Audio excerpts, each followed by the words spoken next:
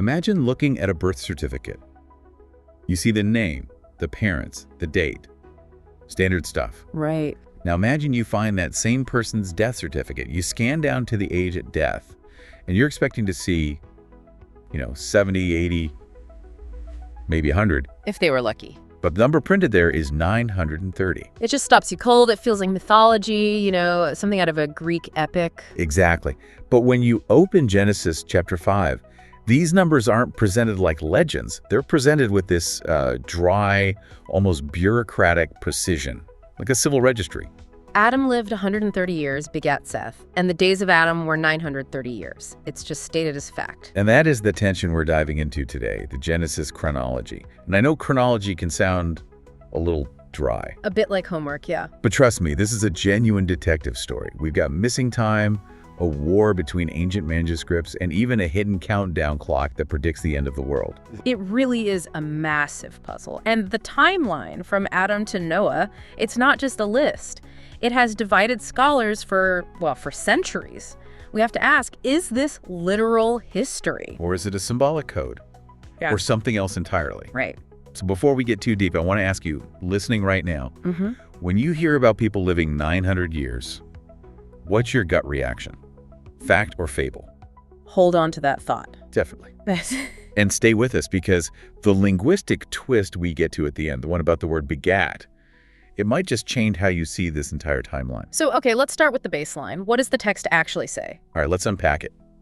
If you pick up a standard Bible today, you're probably reading a version based on the Masoretic text. The traditional Hebrew text. And the numbers in there they're just staggering. They really are. You've got Adam at 930 years, Seth, 912, Enosh, 905. It's this consistent pattern of extreme old age. And the formula is so repetitive, it's like a drumbeat. Lived X years, begat Y, lived Z years after. It feels very intentional.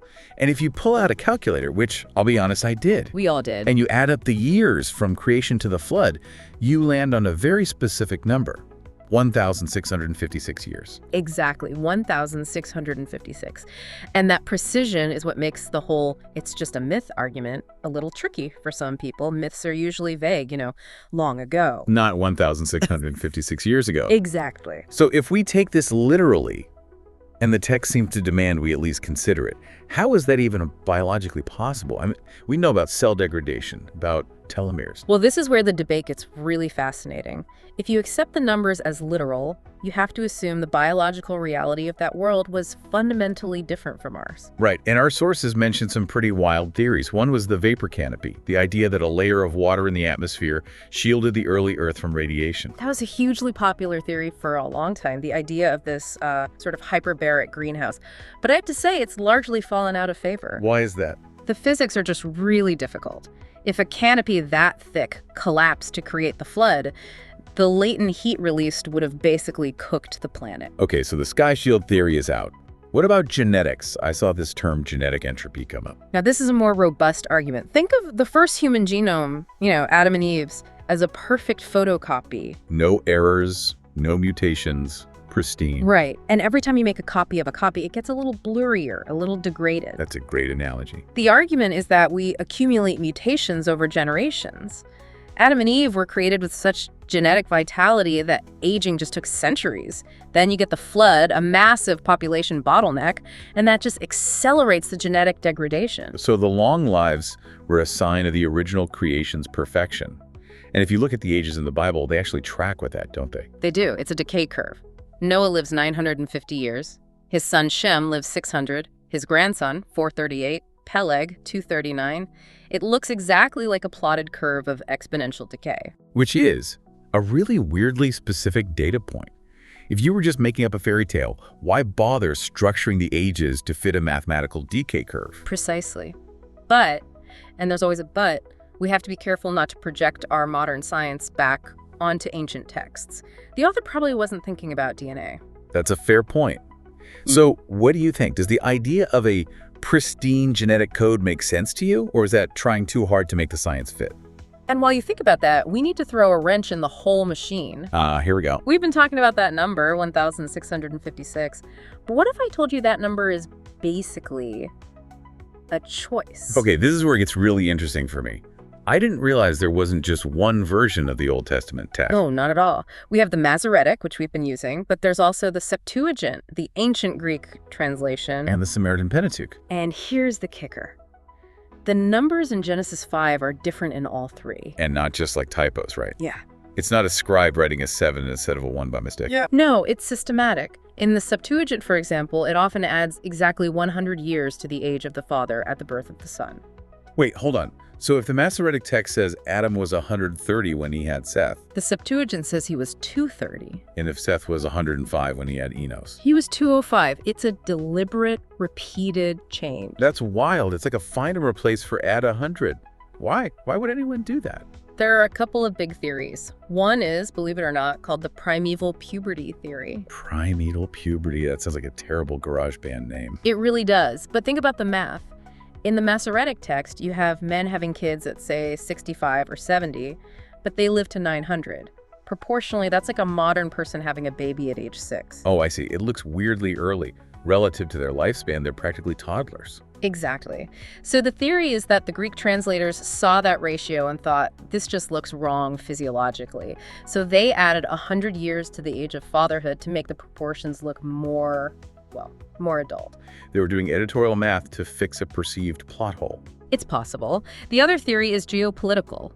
The Septuagint was translated in Egypt, and the Egyptians claimed their history went back for thousands and thousands of years. So it's a bit of, my history is older than your history. You got it. If the Hebrew text says the world is only 1,600 years old at the flood, but the Egyptians are pointing at pyramids they say are older than that, you have a credibility problem. So adding 100 years to each generation buys them time. A lot of time.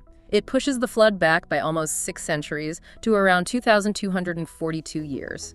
Suddenly, their timeline is more competitive. And then the Samaritan Pentateuch does the opposite and shortens it. Exactly. It contracts it down to about 3,307 years. So we have 3 ancient spreadsheets, and none of them match. Which tells us something crucial about how the ancients viewed these numbers. They weren't just data. They were flexible. They could serve a theological or a political purpose. It really makes you question what we even mean by the original text. It's a labyrinth. But inside that labyrinth, there's some numbers that seem to stand out for a different reason.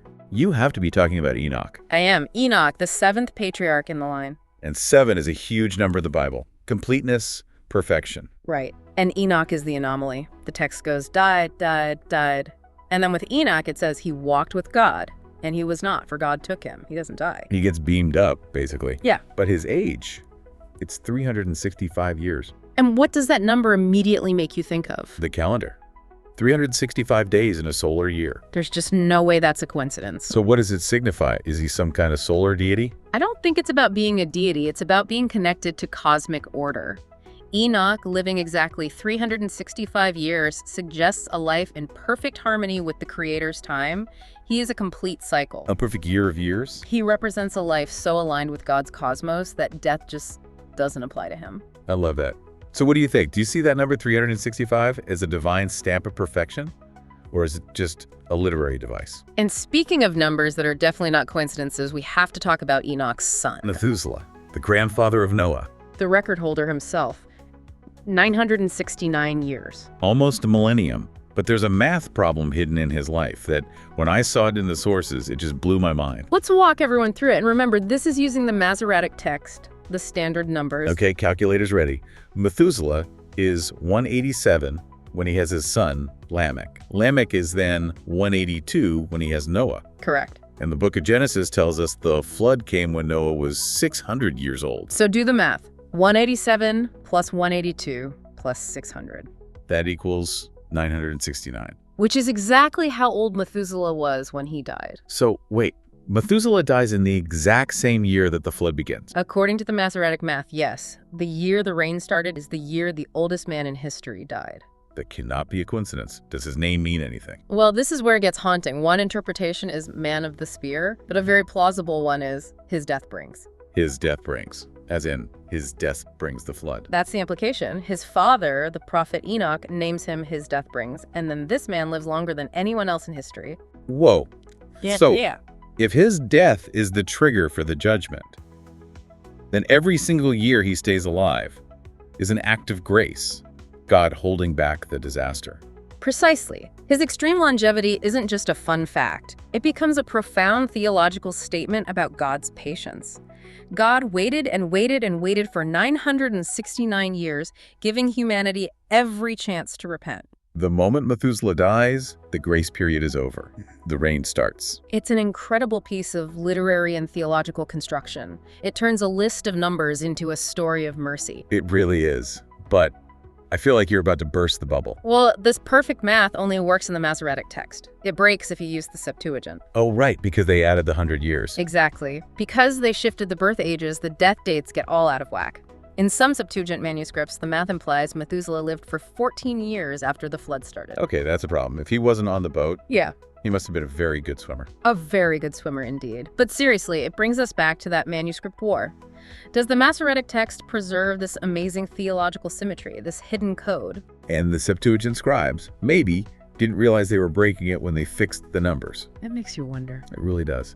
And hey, if you are enjoying unraveling these ancient puzzles as much as we are, do us a favor and hit that subscribe button. We get into mysteries like this every week. Now, if we zoom out from the Bible for just a second, we have to remember Israel wasn't in a vacuum. Their neighbors had stories too. You mean the Sumerians? We have this document called the Sumerian King List. And if you think 900 years is a long time, The Sumerians would just laugh at that. you really would.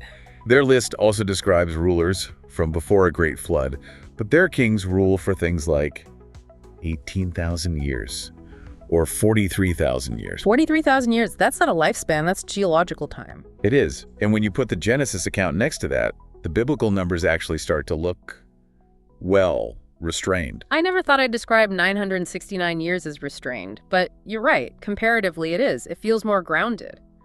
The Sumerian numbers are clearly mythical to make their kings sound like gods. But the biblical patriarchs, even living that long, are still just men. They die. And there's another specific parallel, isn't there, with Enoch? Yes, the seventh king in the Sumerian list is named Enmidaranki. Seventh king, seventh patriarch. The parallel is there. And Enmidaranki is the one who is initiated into the secrets of heaven and earth associated with the sun god.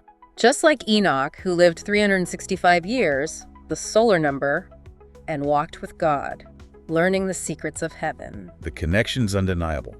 So the question becomes, is Genesis just copying the Sumerian myth? Or is it correcting it? Is it demythologizing it? What do you mean by that? Well, imagine the biblical writer knows that Sumerian story, everyone does, but he wants to make a theological point. He's saying, you've heard about the seventh king who was like a god. No, let me tell you about the seventh patriarch. He wasn't a god, he walked with the one true God. And he didn't live for 40,000 years. He lived a perfect God-ordained cycle of years. So it's a theological correction, a polemic. That's fascinating. So for you listening, does knowing about the Sumerian list make the Bible feel less unique? Or does it show how it was interacting with and clarifying the history of its day? It definitely connects the text to its real-world context. Okay, we promised a linguistic twist at the end, and here it is. We've been assuming that when the text says Adam lived 130 years and begat Seth, it means he became a biological father that year. That's the most natural reading, of course. The Hebrew word is yalid. It's usually translated begat or fathered. But does it always mean direct biological father? Not always. And this is a potential massive loophole in the timeline. In Hebrew genealogies, words like son or father can sometimes just mean descendant or ancestor. The source gave a great example for Matthew's genealogy of Jesus. Right. Matthew 1.8 says Joram begat Uzziah. Simple enough. But if you cross-reference that with the history in the book of Chronicles, you find there were actually 3 kings, Ahaziah, Joash, and Amaziah, who ruled between Joram and Uzziah. So Joram begat Uzziah really means Joram was the great-great-grandfather of Uzziah. Exactly. It's called telescoping.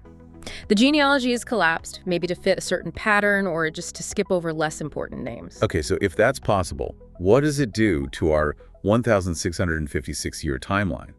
If Adam begat Seth could mean Adam was an ancestor of Seth, there could be huge gaps in there. Theoretically, yes. This is what's often called the gap theory. If there are gaps between the names in Genesis 5, the time from Adam to the flood could be thousands, maybe even tens of thousands of years longer. Which would certainly help align the text with, say, modern archaeology, wouldn't it? It's an attractive theory for exactly that reason. It lets you hold to the text while accommodating a much older timeline for humanity. But I was waiting for the but. The grammar in Genesis 5 is really stubborn. It doesn't just say X begat Y. It says X lived this many years and then he begat Y. It locks the birth to a specific year in the father's life. Right. Matthew's list doesn't have ages. It's just a sequence. Here, the math is tied directly to the birth. Exactly. It's hard to say I was 30 years old when I had my son and mean that your great-great-grandson was born. The precision of the numbers makes the gap argument much, much harder to sustain here. The text almost seems designed to prevent it. So we're right back where we started. The tension. Do you prefer the gap theory to align with science, or do you stick to the strict reading of the text, even with the difficulties it raises? And that really is the theme of this whole deep dive, isn't it? The tension between the precise math and the larger meaning. So let's try to bring this all together. We have the perfect math of the Masoretic text, the 1,656 years. We have the Septuagint stretching that timeline out. We have Enoch as a symbol of cosmic perfection. And we have this linguistic debate over what begat even means. But through all of it, what strikes me most is the narrative of decline. Whether they live 900 years or not, the story is about a humanity that was once vital, close to life, and is slowly, generation by generation, losing that vitality. And the constant intrusion of death. That refrain, and he died, and he died, and he died. Until one man didn't, Enoch. And one man whose death marked the end of an entire age, Methuselah. It really isn't just a calculator exercise. It's a deep theological statement. It is. It's about the patience of God and the certainty of judgment when that patience finally runs out. It kind of forces you to ask, what time are we living in now? Wow. Well, this has been a massive workout for my brain, but we want to hear from you. We've covered a ton of ground, from Sumerian kings to Hebrew verbs. I want to know what compels you most.